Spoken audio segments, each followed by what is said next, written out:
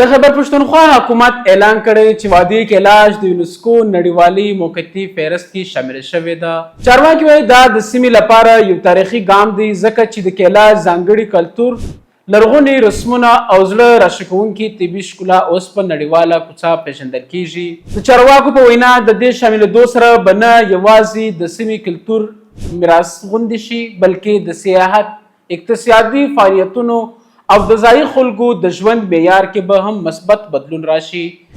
سیمه پیز خلک هم د دې پریکړې هرکلی کوي او هیله څرګندوي چې دا به د هغوی د رسمونو راتلونکو نسلونو ته انتقال کړي. بل لور ته د نرګر څخه د پرمختګ خبرې که څه هم په دې سیمه کې د اوبو کمښت د خلکو لپاره یو جدي ستونزه ګرځېدلې ده، خو اوس د حل لپاره عملي ګامونه اخیستل شوي دي.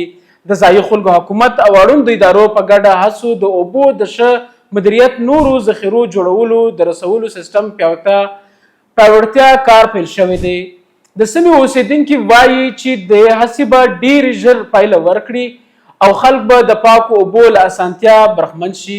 کارپوهان باور لري چې د خلکو یووالی او ګډ کار کولی شي هر څه ستونزه حل کړي. په پای کې ویل کېدای شي چې د کیلاش نړیواله پیژندنه او په نلګر کې د ستونزو د حل د څرګندوي چې مثبت بدلون ممکن دی که چیرې ګډې هڅې دوام ولري.